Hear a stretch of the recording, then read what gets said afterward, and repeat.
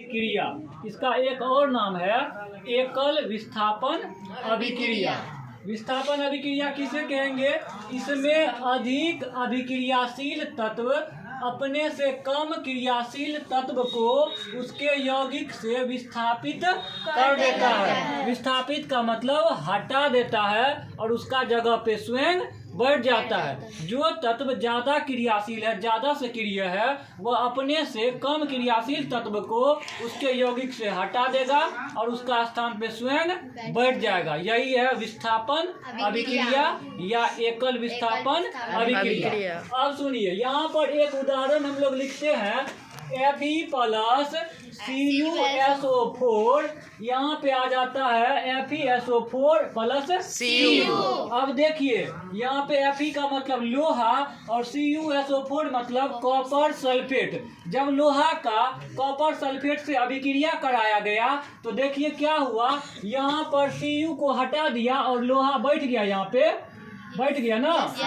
Cu को हटा दिया, लोहा देखिए अलग में है, यहाँ पे CuSO4 के साथ में है ना।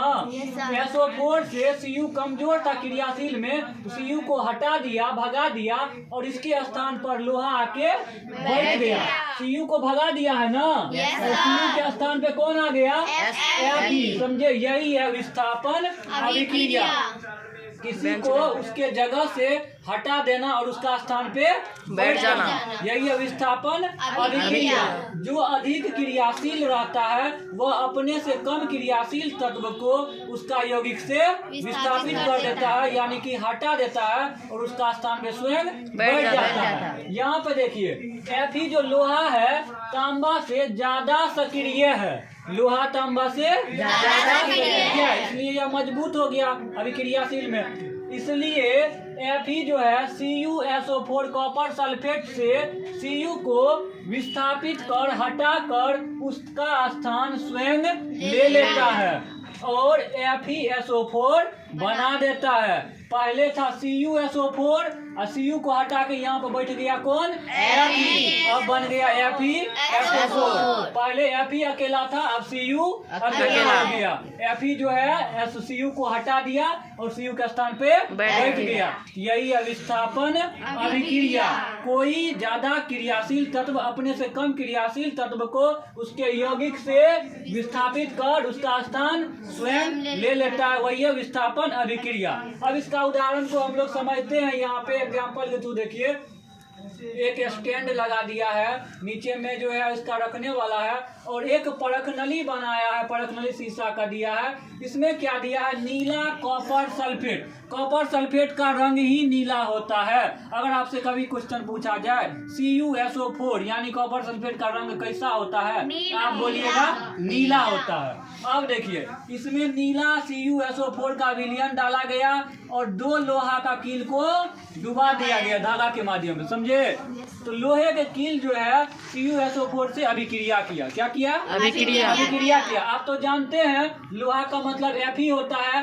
Fe जब CuSO4 से अभिक्रिया करेगा तो Cu को भगा देगा और उसका स्थान पे बैठ जाएगा, तो FeSO4 बन जाएगा, समझे, आयरन सल्फेट। अब सुनिए, तो यहाँ पे क्या हुआ, जब लोहे की कील Fe को नीले कॉपर सल्फेट CuSO4 के घोल में डुबाया जाता है तो क्या होता है? देखिए, लोहे की कील पर तांबे की लाल भूरी परत जम जाती है। तांबा में जो लाल भूरी परत होती है वह धीरे धीरे लोहे की कील पर जम जाती है। CuSO4 के विलयन में जो भी तांबा होगा, जो भी कॉपर होगा, Cu होगा, उसका लाल भूरी परत इससे निकल निकल के कांटी पे लोहा वाला कील पे जमा हो जाता है, इस पे परत चढ़ जाता है। अब इससे क्या होता है? देखिए, कॉपर सल्फेट का नीला रंग धीरे धीरे हरा यानी कि ग्रीन, समझे, या फीका हो जाता है। कॉपर सल्फेट के विलयन से Cu का ललका रंग जो निकल के कांटी में सड़ जाता है लोहा में, इससे विलयन का रंग हरा हो जाता है। क्या हो जाता है? हरा हो जाता है। विलयन का रंग हरा क्यों होता है? FeSO4 के निर्माण के कारण होता है, समझे। विलयन का रंग नीला से हरा क्यों हो जाता है? FeSO4 के निर्माण के कारण। इसमें से CuSO4 के विलयन में से Cu का जो ललका ललका रंग है वह चढ़ जाता है किस पर? लोहा पर। समझे? लोहा उसको खींच लेता है।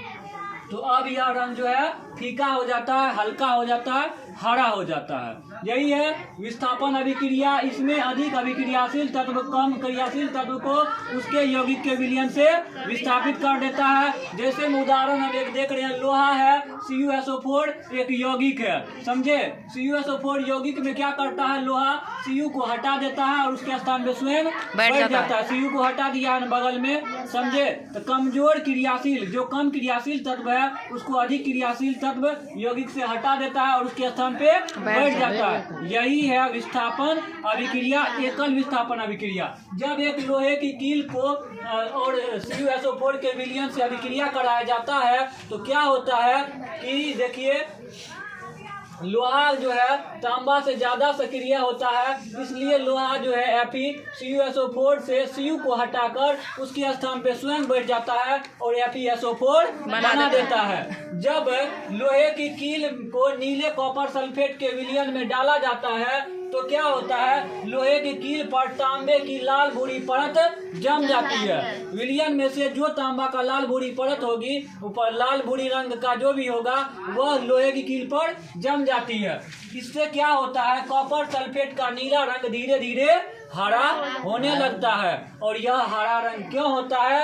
FeSO4 के निर्माण से। FeSO4 के निर्माण। आप लोग को याद रहे कि एक विस्थापन अभिक्रिया होता है लोहा का कील, और CuSO4 का अभिक्रिया क्या होता है? एक विस्थापन अभिक्रिया होता है जिसमें कि लोहा ज्यादा सक्रिय है और Cu कम सक्रिय है, तांबा कम सक्रिय है। CuSO4 विलयन का रंग होता है नीला, और जब इसका लोहा से अभिक्रिया कराया जाता है तो क्या होता है? CuSO4 में से Cu का लाल भूरी रंग जो होती है, लाल भूरी परत, वह लोहे पर चढ़ जाती है और इसका फलस्वरूप यह होता है परिणाम कि विलयन का रंग नीला से हरा हो जाता है, नीला से हरा हो जाता है FeSO4 के निर्माण के कारण।